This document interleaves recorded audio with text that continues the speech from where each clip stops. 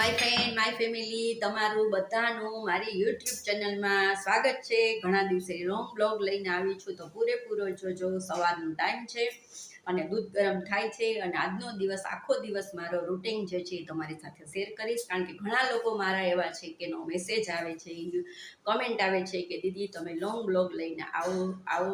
તો આજે ફાઇનલી આપણે આવી ગયા છે અને આજે છે સોમવતી અમાસ, બરાબર। આજે સોમવતી અમાસે મેં ઓનલી ફોર બનાવવાની છે રસોઈ, તમારી સાથે શેર કરીશ, પણ ફૂલ ડીશ નહીં, ખાલી ઓનલી ફોર કેરીનો રસ, પૂરી અને બટેકાનું શાક અને સાઈડમાં ગમે તે સલાડ કરીશ। તો ચાલો એ પણ શેર કરીશ અને આખો દિવસનો શેર કરીશ। અને ફાઇનલી આજે કાલે રવિવારે રજા હતી તો દીપને કામ નહોતું થયું, પણ આજે પણ સોમવાર છે, સોમવતી અમાસ છે, પણ આજે ઓફિસેથી આવશે બંને ત્યારે અહીંયા આ જગ્યા છે ત્યાં કાર્પેટ લગાવવાની છે, તો એ પણ તમને બતાવીશ કે એનું કામ જો કેટલું સરસ એના ડેડી જેવું ચોક્કસ કામ છે, બરાબર। તો ચાલો આગળ મળીએ આપણે અને મારું તમને શાક ને જે રીતે હું રસ કાઢું છું અલગ રીતે એ તમને બતાવું। બધા લગભગ કરતા જ હોય, પણ અમારા ઘરમાં રસ કેવી રીતે થાય છે એ બતાવું તમને। ચાલો તો છેક સુધી જોડાઈને રહેજો।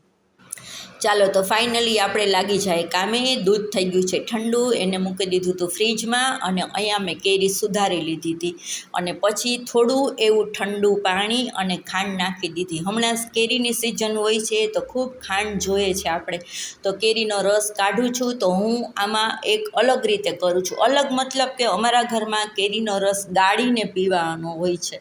જગદીશ તો ગાળેલો ભાવે, એને છાશ પણ ગાળેલી ભાવે, તો રસ એકદમ સરસથી નીકળી જાય એટલે આપણે મોટો આવો ચાયણો હોય એમાં સરસથી ગાળી લેવાનું, જેથી કરીને એમાં રેસા ન આવે।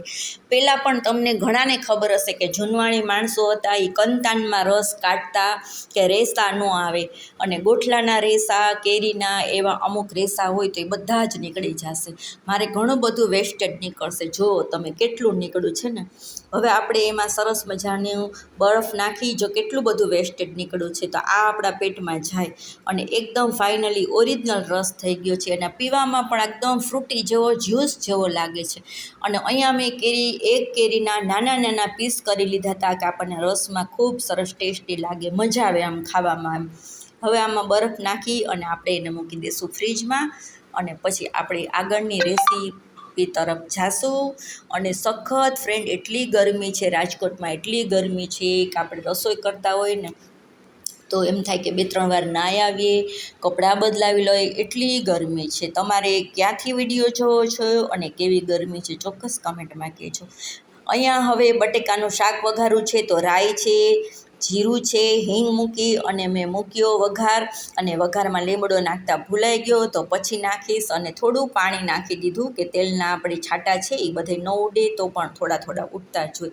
રૂટિંગ મસાલામાં હળદર છે, કાશ્મીરી મરચું છે, તીખું નહીં થાય, કલર સરસ આવશે, થોડો એવો ગરમ મસાલો નાખી અને આપણે થોડી વાર ટમેટાને ચડવા દઈશું, કારણ કે ટમેટા અત્યારે ખૂબ પોચા લ્યો તો ખૂબ ગંધારા લાગે, વાસ આવે એવા હોય છે, અને કડક લ્યો તો કાચા હોય છે, તો હું બને ત્યાં સુધી થોડાક કડક લઉં છું। અને અહીંયા જો લીમડો નાખતા ભૂલી ગઈ હતી, બટેટાના શાકમાં લીમડાનો વઘાર ખૂબ સરસ લાગે છે। જેમ કે કઢી લીમડા વગરની નકામાની છે, એમ એકલા બટેકાનું શાક ગમે ત્યારે કરો ને કુકરમાં તો લીમડો નાખજો, એનો ટેસ્ટ જ આખો અલગ હોય છે। અને બટેટાને મેં સુધારી અને 10થી 15 મિનિટ સુધી પાણીમાં પલાળી દીધા હતા। થોડાક બટેટા પલાળીને લઈએ તો એનો ટાસ જે હોય છે નીકળી જાય છે, તો શાકમાં થોડીક મીઠાશ ઓછી લાગે, નહીંતર બટેટાનું શાક થોડુંક મીઠું લાગે। થોડી વાર પલાળી લેશો તો શાક બિલકુલ મીઠું નહીં લાગે, બટેટાનું પ્રમાણ જે હોય ગળાશનું એ થોડું પાણીમાં આવી જાય છે।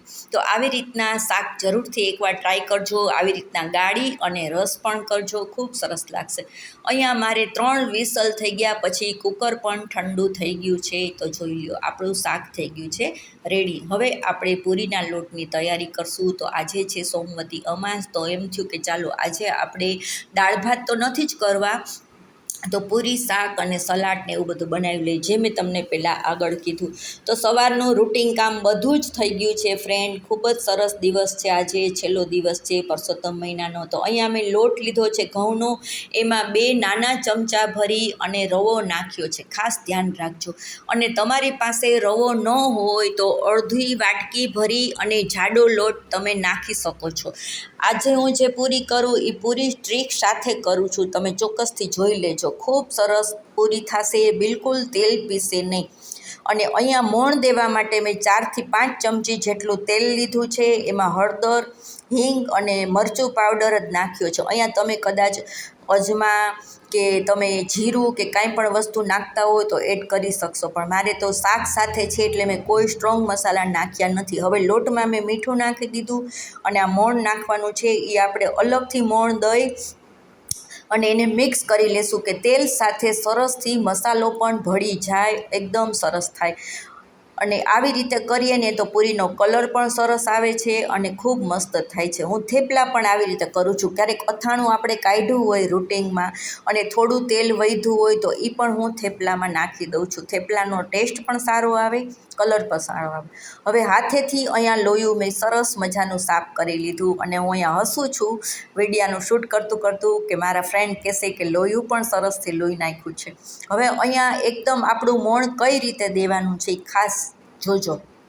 આપણો લોટ છે ને એનો કલર એકદમ ચેન્જ થઈ જશે.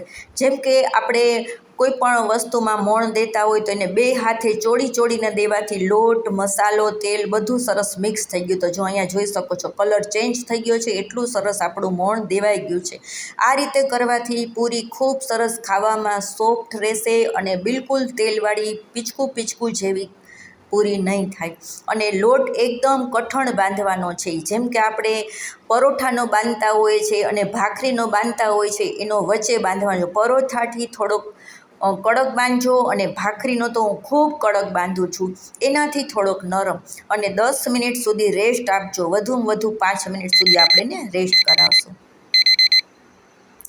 હવે આપણો લોટને રેસ્ટ કરી અને મેં નાના પૂરીના લોયા કરી લીધા છે કે બિલકુલ આપણો ટાઈમ ન બગડે, સીધું જ ગળણું કરવાનું છે. અને હા ફ્રેન્ડ, અહીંયા જો પૂરી છે એનો લોટ ખૂબ કઠણ છે એટલે કોર તો ફાટવાની જ છે. તો મારે પૂરી છે એ એક સરખી ગોળ નહીં થાય, પણ તમારે ગોળ કરવી હોય તો અહીંયા પણ મોટું બધો વેલણ પાટલા જેવડું ગોળણું કરી અને મોટી કરી અને કટોરીથી કટિંગ કરી લેશો તો પૂરી પણ ગોળ થશે. અને તેલને એકવાર ખૂબ ગરમ કરી લેવાનું છે, પછી મીડિયમ તાપે રાખી દેવાનું છે. પૂરી બધી સરસ થશે અને ખૂબ મસ્ત થશે, ખાવામાં પહોંચી અને એકદમ દડા જ પૂરી થશે બધી. તો બે પૂરી હું કરતી જાઉં છું અને તમે તેલ પણ જોઈ લેજો. લાસ્ટમાં પણ હું તમને વિડીયોમાં બતાવીશ કે આપણી પૂરીમાં કેટલું તેલ મૂક્યું હતું અને કેટલું તેલ છે.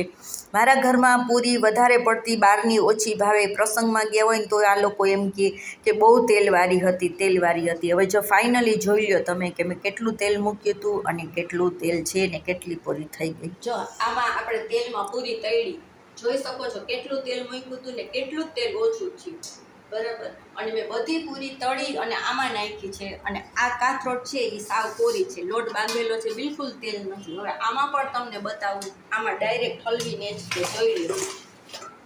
જોઈ લો, આમાં પણ ક્યાંય તેલ છે નહીં. એટલે આવી રીતના કરવાથી બિલકુલ તેલ ફ્રી તો નહીં કહું, પણ બહુ ઓછા તેલમાં પૂરી થાય અને બધી ફૂલી છે, ખૂબ જ સરસ થઈ છે. તો જરૂર ટ્રાય કરજો, આવી રીતની પૂરી કરવાની ટ્રાય જરૂર કરજો.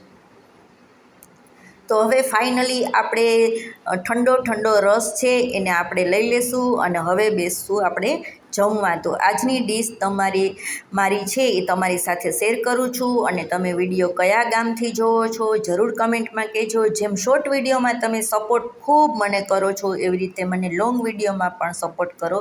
તો અહીંયા છે ડુંગળી છે, કાકડી છે, સલાડમાં ચટણી છે, મસ્તનું શાક છે, રસ છે. અને હા ફ્રેન્ડ, દીપ અને એના દીદી બંને જમવા બેસી ગયા છે.